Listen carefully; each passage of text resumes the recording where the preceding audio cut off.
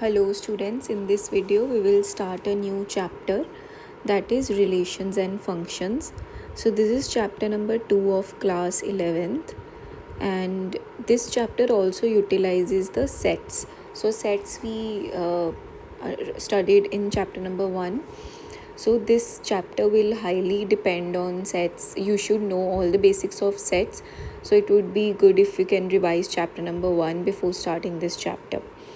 So relations and functions, as the name suggests, this will help us define relations between two sets. ये हमको दो sets के बीच में relations define करने में हेल्प करेगा कि we will get to know कि एक सेट दूसरे सेट से कैसे रिलेटेड है. अब तक हम सिर्फ ये देख रहे थे कि एक सेट में जो एलिमेंट्स हैं वो उनका फॉर्मूला क्या है, right, how are they defined.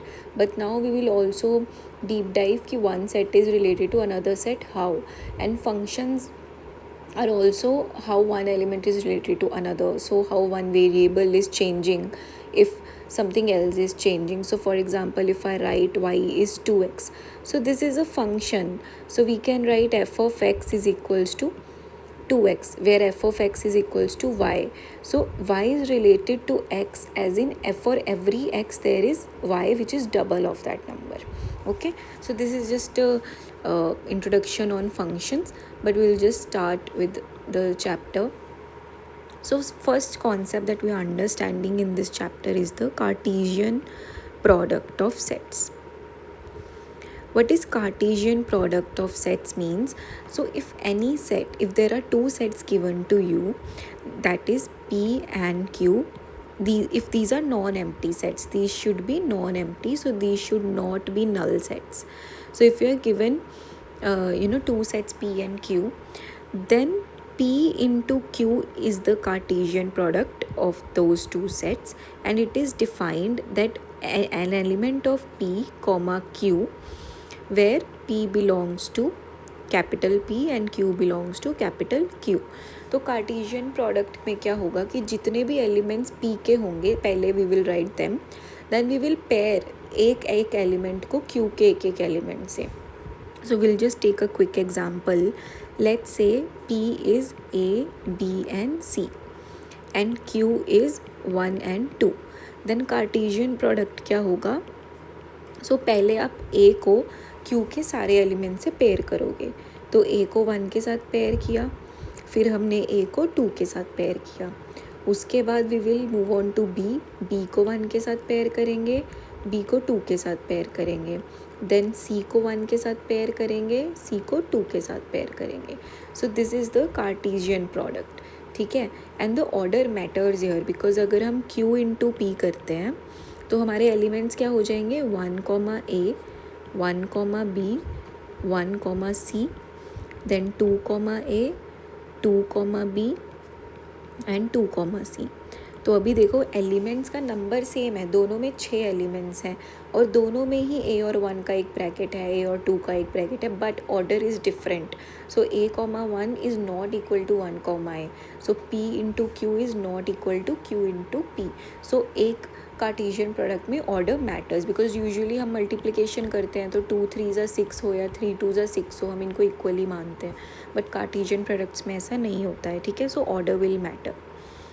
Now we will just read some properties for these Cartesian products. So if you see, two ordered pairs are equal if and only if their corresponding first elements are equal and the second elements are also equal. So what does this mean here is, so अगर मेरे पास P में A होता और Q में भी A होता, तो P into Q क्या हो जाता, A comma A. Let's say okay, let me take another example to help you better understand the concept. Let's say P is A comma B and then Q is B comma A.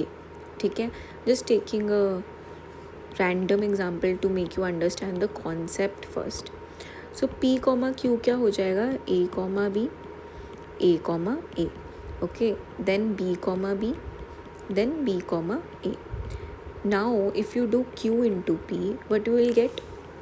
You will get B comma A, B comma B and A comma A and A comma B. Now in this case these two Cartesian products are equal. Why? Because दोनों में a comma b है, दोनों में a comma b है. अब b comma a है, b comma a है. तो इवन दो एलिमेंट्स इधर उधर है बट जो एक ब्रैकेट में एलिमेंट्स हैं वो सारे एज इट इज़ मैच हो रहे हैं along with the order. So this is what is saying two ordered pairs are equal only if the corresponding first elements and second element are equal. So what they mean is this is known as the ordered pair. The element which is in the bracket, so these will be equal only if the first element is equal and second element is equal. ऐसा नहीं कि b comma a के equal हो जाएगा ये, ठीक है. Then second property is if there are p elements in a and q elements in b, then p comma q में कार्टेशियन प्रोडक्ट्स में कितने एलिमेंट्स होंगे.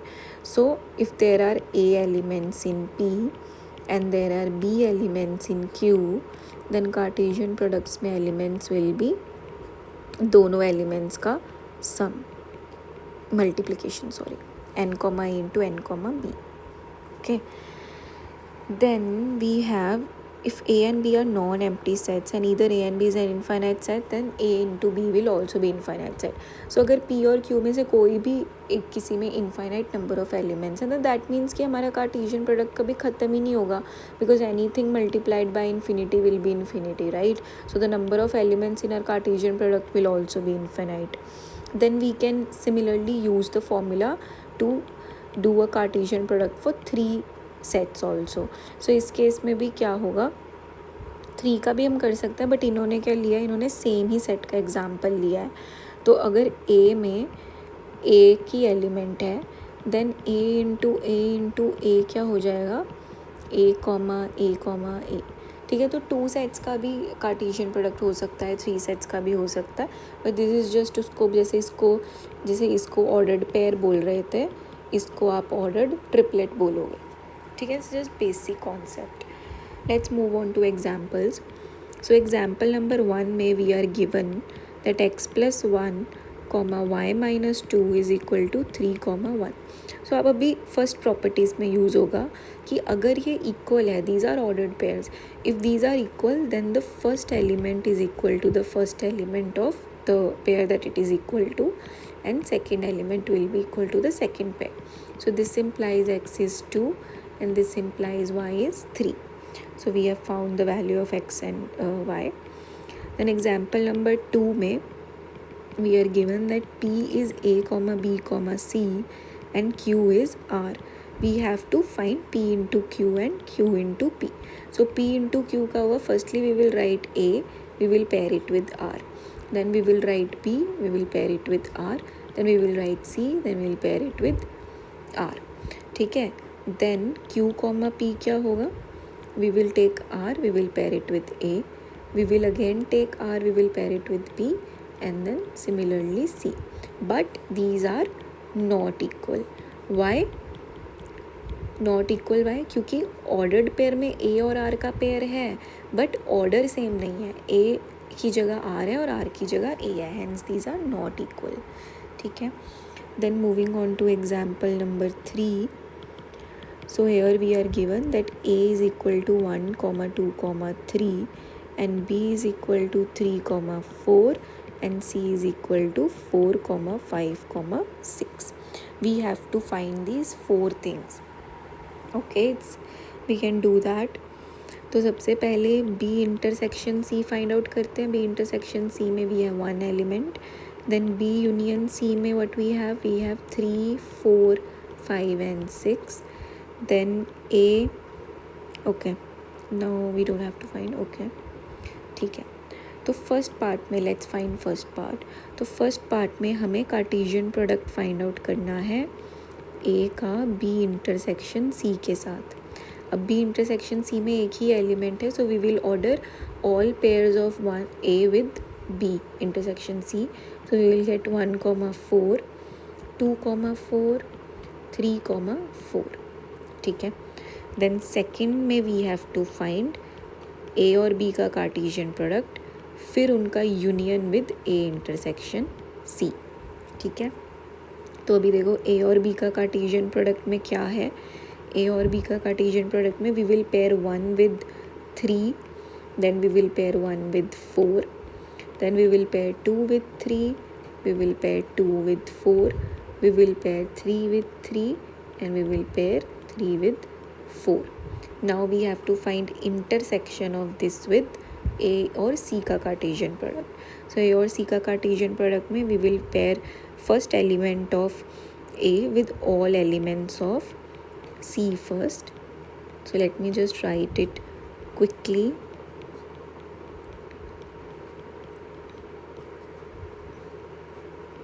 Then lastly 3 को 4, 5, 6 के साथ पेयर करेंगे. ठीक है. Now we have to take the union. अब देखो 1,3 do we have? No. So this is not a common pair.